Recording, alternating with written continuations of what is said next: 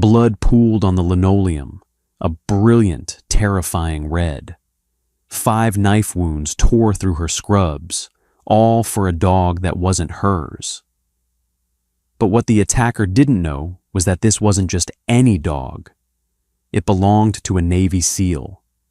And tomorrow, hell was coming to the hospital. San Diego Mercy Hospital sat just a few miles from the salt-sprayed winds of the Pacific, functioning as a beacon for the broken and the desperate. For 32-year-old Diana Jenkins, the emergency room was a second home. She was a senior triage nurse, known for her unshakable calm and her quiet, relentless empathy. She had seen gunshot wounds, horrific car pileups, and the quiet tragedies of failing hearts, but nothing could have prepared her for the sheer, brutal chaos of a rainy Tuesday night in November. The shift had started with an eerie stillness, the kind of quiet that seasoned ER staff knew better than to trust. At 11:15 p.m., the sliding glass doors violently parted, and paramedics wheeled in a massive, unconscious man. His name was Ryan Corrington. Ryan was a ghost of a man, carrying the invisible and visible scars of 3 tours in the Helmand province as a Navy SEAL. A sudden, catastrophic systemic infection, a complication from an old shrapnel wound, had sent his body into acute septic shock. He was burning up, his blood pressure plummeting. But Ryan hadn't arrived alone.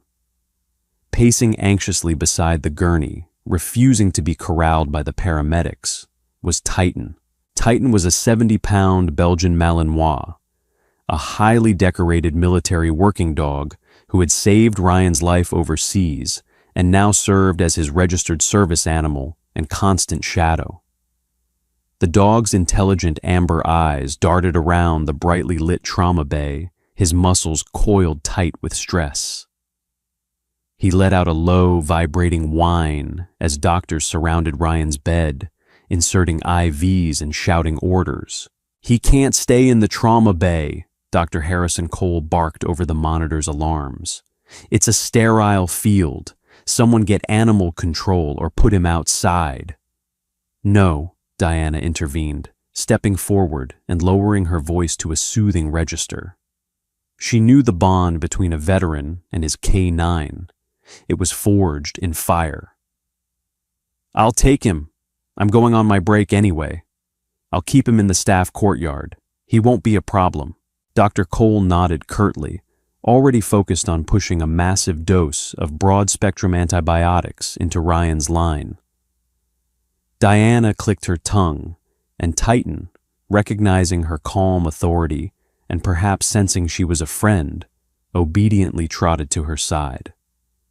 She led the Malinois out of the chaotic ER and into the enclosed open-air staff courtyard, a small concrete sanctuary surrounded by a high chain-link fence, illuminated by a single flickering halogen bulb.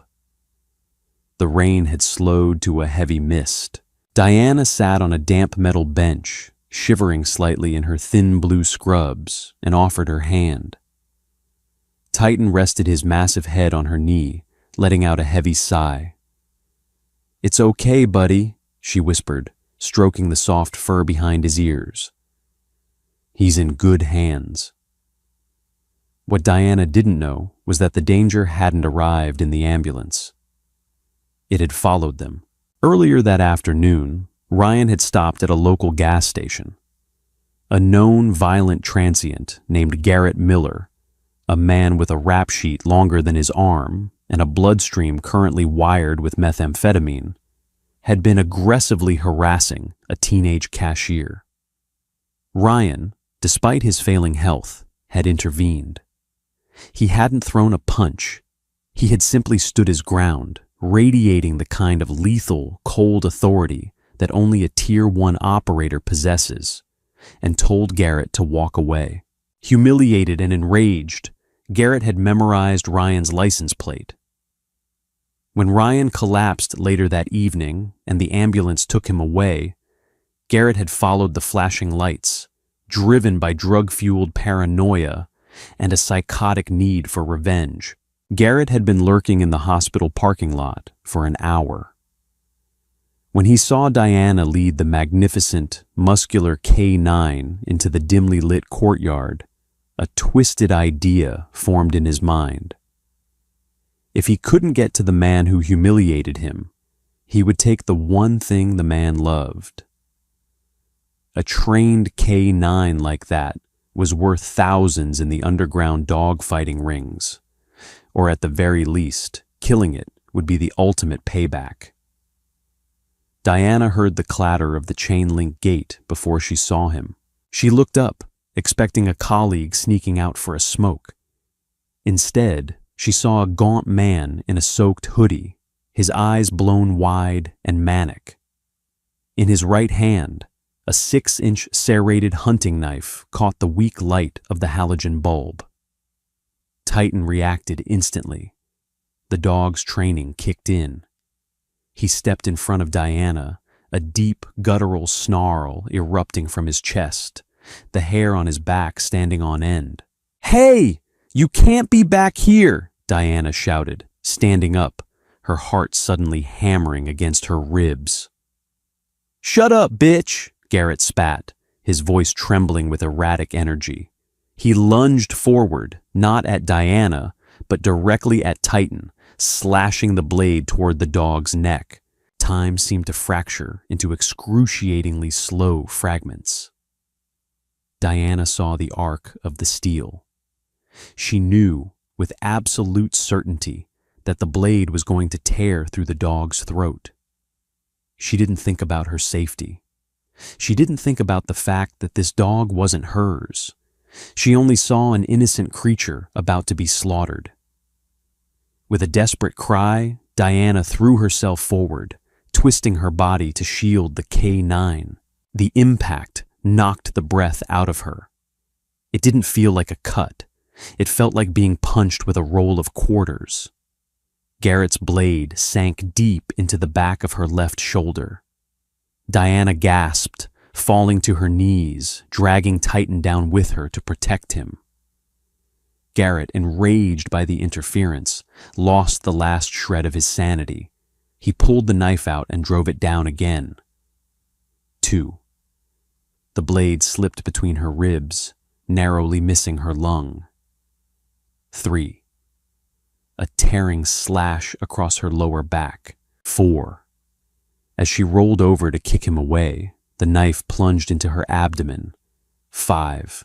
Another strike to her side, twisting as it exited. Diana collapsed onto the wet concrete, a warm, terrifying dampness spreading rapidly across her scrubs. She couldn't breathe.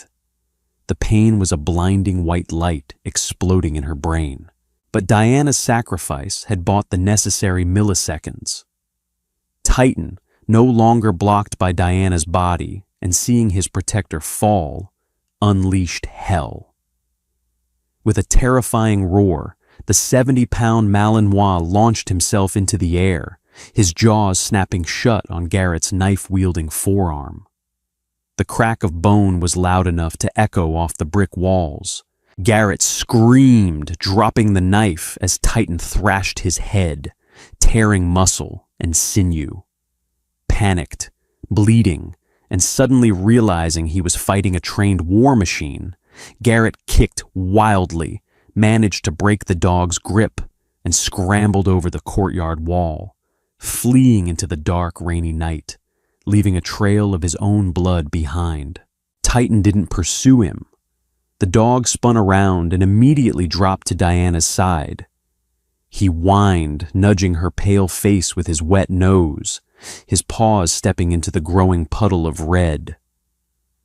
Diana looked up at the flickering halogen light. Her vision was tunneling, fading to black at the edges. She felt a rough, warm tongue lick the sweat and rain from her cheek.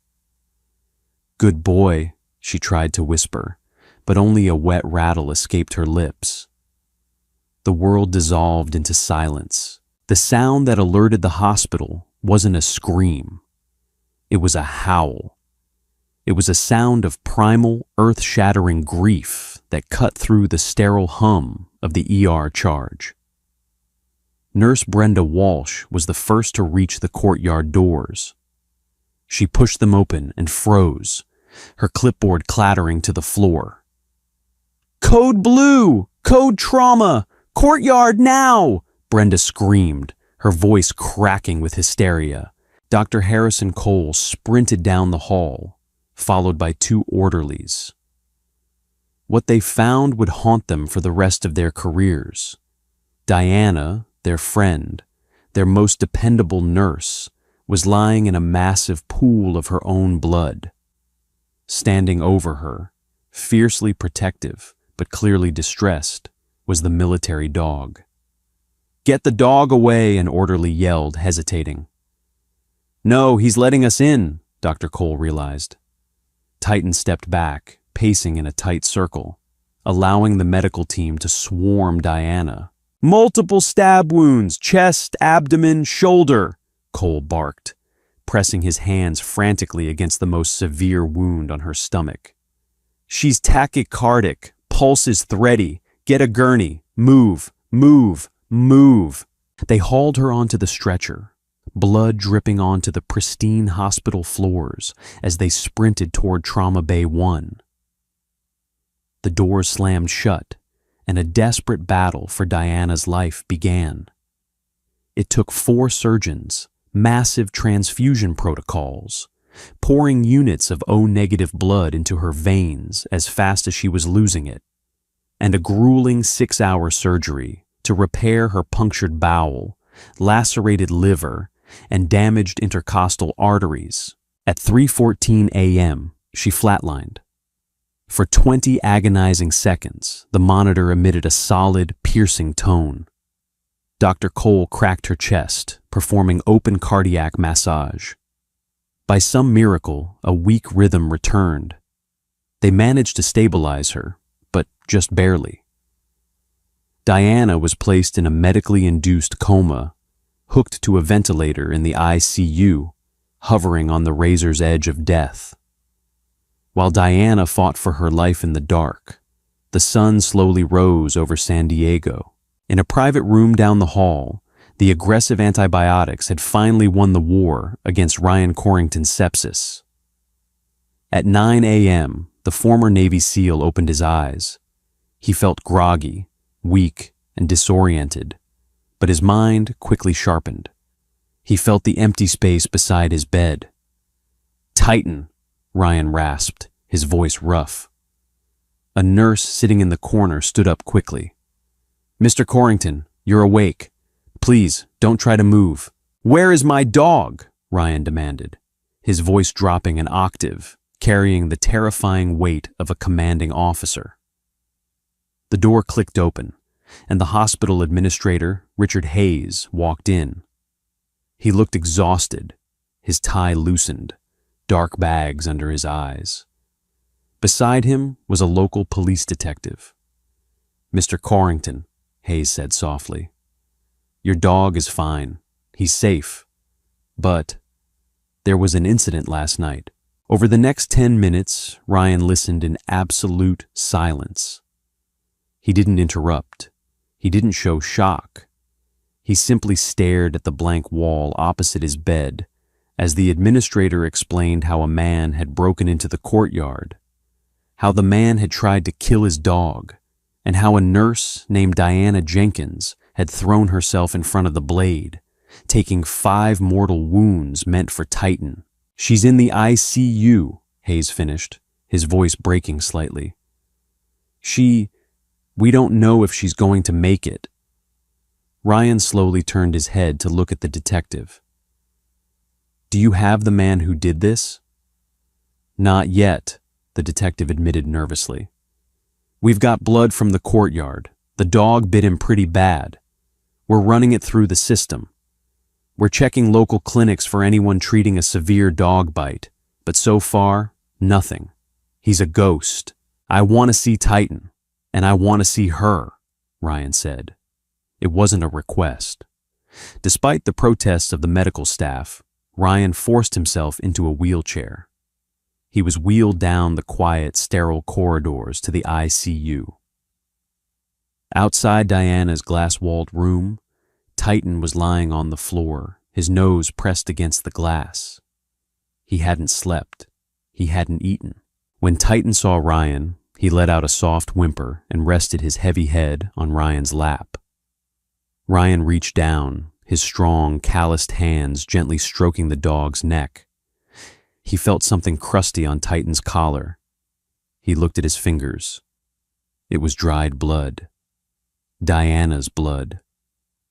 Ryan looked through the glass at the young woman connected to a dozen tubes and machines, her face pale as porcelain. A woman who had never met him, who had no obligation to his dog, had sacrificed everything. A cold, terrifying stillness settled over Ryan. It was the same stillness he felt in the belly of a C-130 Hercules before jumping into a hostile combat zone. It was absolute, unwavering resolve. "Get me my phone," Ryan told his nurse. "Sir, you need to rest. Get me my phone." The nurse swallowed hard and handed him his personal belongings bag. Ryan pulled out his cell phone, his hand steady despite the lingering weakness in his body. He dialed a number he hadn't called in 3 years. It rang twice. "Corrington," a deep voice answered on the other end. It was Commander Thomas Reynolds, the commanding officer of Naval Special Warfare Group 1, based just across the bridge in Coronado. "Tom," Ryan said softly, his voice devoid of emotion. "I'm at Mercy Hospital." "I know," Reynolds replied. "We got word you went into septic shock. The guys were planning to come down this afternoon to give you hell for scaring us. You good?" "I'm alive," Ryan said, "but someone tried to kill Titan last night." There was a profound silence on the line. Every SEAL knew Titan. Titan was a legend. "Is the dog alive?" Reynolds asked, his voice suddenly hard. "He's alive, because a triage nurse took the blade for him. A stranger. She took 5 stab wounds, Tom. She bled out on the concrete, saving my dog." Ryan looked through the glass at Diana's rising and falling chest. "She's dying in the room in front of me." Another heavy silence. "The police?" Reynolds finally asked. "They have nothing. They're waiting for lab results. The guy who did this is out there, and he knows where we are." Ryan paused. "She didn't have to do it, Tom. She's one of us." "Understood," Reynolds said quietly. It was a single word, but it carried the weight of an entire military doctrine. "We take care of our own. Give me 24 hours. The line clicked dead. Ryan lowered the phone, his hand resting on Titan's head. Inside the Coronado Naval Base, the gears of a massive, unspoken brotherhood were already beginning to turn. Text messages were sent. Group chats lit up. A silent alarm rippled through the ranks of the most elite warfighters on the planet. The message was simple. One of ours is down. The one who saved him needs us. The 24-hour countdown had begun. Across the Coronado Bridge, the United States Naval Special Warfare Command was normally a hub of structured, disciplined chaos. But on this Wednesday morning, a different kind of energy pulsed through the barracks and training facilities. It was an unsanctioned, quiet, and terrifyingly efficient mobilization. The word had spread through encrypted group texts and hushed conversations in the armory. Titan was attacked. A civilian nurse took 5 blades to the chest to save him. The local PD has no leads. For the men of Naval Special Warfare Group 1, this wasn't just an unfortunate local crime. It was an attack on their own. Titan was a decorated veteran, a dog who had sniffed out IEDs in the dusty valleys of Afghanistan, saving dozens of American lives. And Diana Jenkins, the woman bleeding out in the intensive care unit at Mercy Hospital, had just earned a permanent, blood-sworn place in their brotherhood. Chief Petty Officer Brody Mitchell, a 14-year veteran and top-tier reconnaissance specialist, took point. He didn't wear his uniform. He swapped his camouflage for faded jeans, a plain black t-shirt, and a dark jacket that concealed the rugged, heavily muscled frame of a man who spent his life preparing for war. He wasn't the only one. Across San Diego, off-duty SEALs were signing out, grabbing their civilian keys and disappearing into the city. They weren't acting as active-duty military. Posse comitatus laws strictly forbade that. They were acting as highly motivated, exceptionally dangerous concerned citizens. Mitchell gathered 4 of his closest squad mates in the back booth of a quiet diner in Chula Vista. He threw a printed photograph on the table. It was a blurry still from a gas station security camera procured by a friend at the police department. It showed Garrett Miller harassing the cashier just hours before the attack. The PD ran facial recognition, but this guy is a ghost, no fixed address, known associate of the local meth rings, Mitchell said, his voice a low, gravelly rumble. But here's the kicker. Ryan said Titan got a hold of him. A 70-pound Malinois doesn't just bite, it crushes. This guy has a shattered arm, massive tissue damage, and he's losing blood. He can't go to an ER, said a sniper named Miller, tracing the rim of his coffee mug. The hospitals are all flagged by the police. Anyone coming in with a severe dog bite gets handcuffed to the bed. Exactly, Mitchell nodded, his eyes cold and focused. Which means he's looking for an underground fix, a back alley vet, a pill mill doctor, or he's holed up in a trap house trying to superglue himself together. We shake the trees. We find the rat. Over the next 12 hours, the Shadow Network went to work. The SEALs utilized informants they had developed over years of living in the gritty underbelly of Southern California. They walked into dive bars in Barrio Logan, slipped $100 bills to corner lookouts, and paid unannounced visits to known drug dens. They didn't threaten. They didn't shout.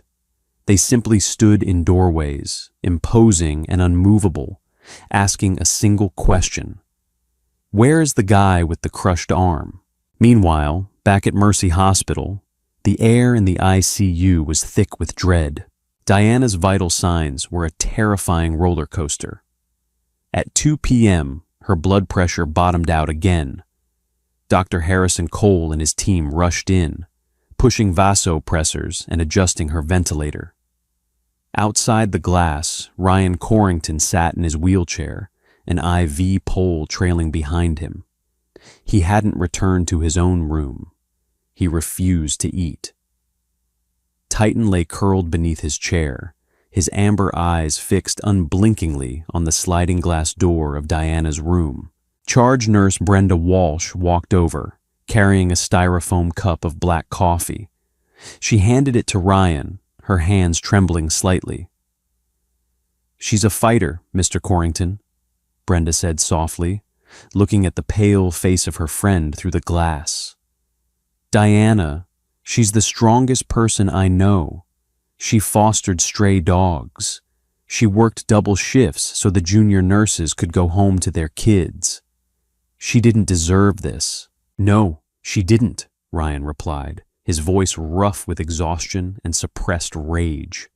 He looked down at Titan. "I owe her a debt I can never repay." "You don't owe us anything. You served our country," Brenda whispered, wiping a tear from her cheek. "That's exactly why I owe her," Ryan stated flatly. "I spent my life protecting this country. Yesterday, this country protected me." As the sun began to set, painting the San Diego sky in bruised shades of purple and orange, Chief Mitchell's burner phone vibrated. He pulled his truck over to the curb in the industrial district near the shipyards. "Speak," Mitchell said.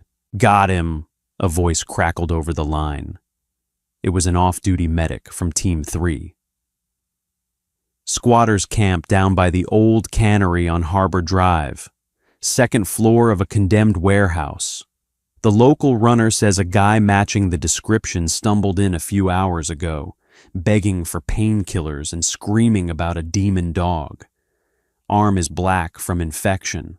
"Copy that," Mitchell said. He hung up the phone and looked in his rearview mirror. Behind his truck, 3 other unmarked SUVs pulled up to the curb.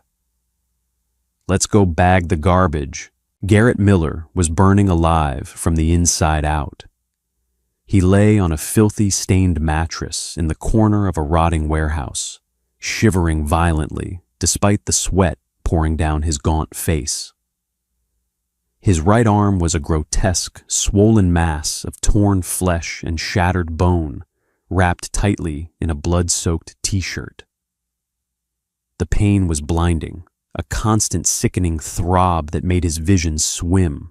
He reached with his left hand for a half-empty bottle of cheap whiskey, desperate for anything to dull the agony. He never got to take a sip. The heavy steel door of the warehouse unit didn't just open, it exploded inward, torn off its rusted hinges by a battering ram. Garrett screamed, scrambling backward against the brick wall like a cornered rat. Through the dust and the dim light of the street lamps filtering through broken windows, figures moved into the room. They didn't wear badges. They didn't wear police uniforms. They were 6 massive, broad-shouldered men dressed in dark civilian clothes, moving with a terrifying, synchronized silence. They didn't draw weapons. They didn't need to. The sheer predatory aura radiating from them was enough to suck the oxygen out of the room. Chief Mitchell stepped out of the shadows, his face an emotionless mask. He looked down at the pathetic, bleeding man on the mattress. He saw the savage bite marks on Garrett's arm, the undeniable signature of a Tier 1 military working dog. "Please," Garrett sobbed, his bravado entirely gone, replaced by the primal terror of a man looking at apex predators. "Please, I need a hospital." "You're going to get one," Mitchell said quietly. 2 of the men stepped forward. They didn't beat him. They didn't torture him. They operated with a chilling clinical precision. They hauled Garrett to his feet by his uninjured arm, zip-tied his wrists with agonizing tightness, and dragged him out of the warehouse. 20 minutes later, a black SUV rolled to a stop directly in front of the San Diego Police Department's central precinct. The rear door slid open. Garrett Miller, sobbing and hyperventilating, was unceremoniously dumped onto the concrete steps. Beside him, Mitchell dropped a thick manila folder. It contained Garrett's rap sheet, high-resolution photos of the gas station surveillance, and a clear plastic evidence bag containing a bloody piece of fabric torn from Garrett's hoodie, found snagged on the hospital courtyard fence. By the time the desk sergeant ran outside to investigate the noise, the black SUV was already vanishing down the street, melting back into the shadows of the city. The hunt was over, but the true display of power was just beginning. The next morning, at exactly 0800 hours, the San Diego Mercy Hospital parking lot went dead silent. Administrator Richard Hayes was standing by the 4th-floor window of his office, nursing a cup of tea, when he saw them. He froze, his teacup halfway to his mouth. Rolling slowly down the main avenue leading to the hospital was a convoy. There were no sirens, no flashing lights, just a steady, endless stream of dark trucks, SUVs, and motorcycles. They pulled into the massive visitor parking lot, taking up row after row in perfect, disciplined alignment. Out of the vehicles stepped men, Dozens of them, then 100, then 200. They were all off-duty Navy SEALs, Special Warfare Combatant Craft Crewmen, SWCC, and support staff from the Coronado base. They wore plain clothes, jeans, boots, jackets, but they moved as one unified entity. They didn't march, but their footsteps echoed like thunder across the asphalt. They walked toward the hospital entrance and stopped. They didn't block the ambulance bays. They didn't impede the medical staff. They simply fanned out, creating a massive, silent perimeter around the hospital courtyard where Diana had fallen. Inside the ICU, the rhythmic beep of Diana's heart monitor continued its steady pace. Ryan Corrington, sitting in his wheelchair by the glass, looked up as Commander Thomas Reynolds walked into the ward. Reynolds placed a heavy hand on Ryan's shoulder. "It's done," Reynolds said softly. "The police have the suspect. He's looking at attempted murder, aggravated assault, and a federal charge for attacking a registered military service animal. He's never seeing the sky again." Ryan nodded slowly, the tension in his jaw finally relaxing. "Thank you, Tom." "Look out the window, brother," Reynolds replied, pointing toward the large bay window at the end of the ICU hallway. Ryan wheeled himself over, Titan trotting faithfully at his side. He looked down into the courtyard and the parking lot beyond. He saw his brothers, 200 of the most lethal men on Earth, standing in absolute reverent silence in the crisp morning air. They stood with their hands clasped in front of them, their eyes fixed on the fourth-floor windows of the intensive care unit. It was a vigil. It was a guard of honor. It was a message to the world that the woman fighting for her life in that room was no longer just a civilian nurse. She was under the protection of the United States Navy. The news crews arrived an hour later, their cameras panning over the surreal, breathtaking sight. The nurses on the floor wept openly, pressing their hands against the glass.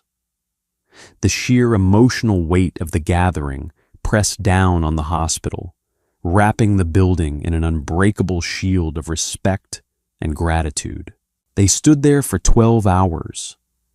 They stood through the afternoon sun, and they stood as the evening chill set in.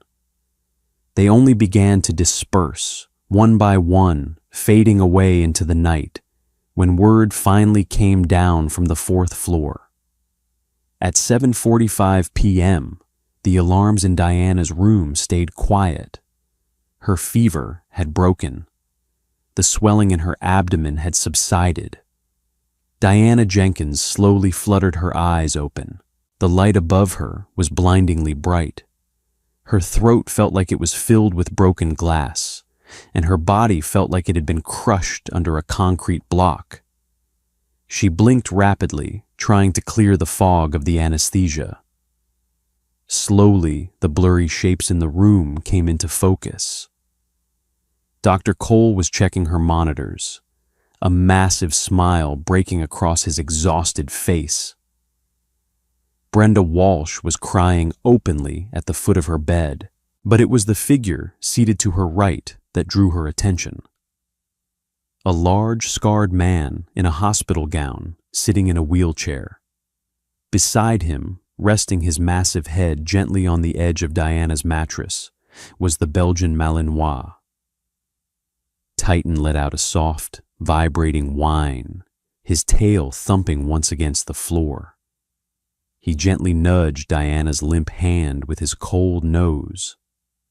Diana managed a weak, agonizingly small smile. Her fingers twitched, brushing against the dog's soft ears. "You're okay," Diana rasped, her voice barely a whisper. Ryan leaned forward, tears pooling in the eyes of a man who hadn't cried in a decade. "He is, because of you." Ryan reached out and gently laid his calloused hand over hers. "My name is Ryan. This is Titan. And I want you to know, Diana, As long as you live, you will never have to face the dark alone again. You have 200 brothers waiting outside. And we never forget. Diana closed her eyes, a single tear slipping down her cheek, finally safe. The nightmare was over. The storm had passed, leaving behind a bond forged in blood and steel, unbreakable for the rest of their lives. Diana's incredible bravery proves that heroes don't always wear uniforms. Sometimes they wear hospital scrubs. The bond between a veteran, his K9, and the community that stands behind them is unbreakable. If this story of sacrifice, brotherhood, and silent justice moved you, please hit that like button. Share this video with your friends and subscribe to our channel for more incredible real-life stories. Let's honor true heroes together.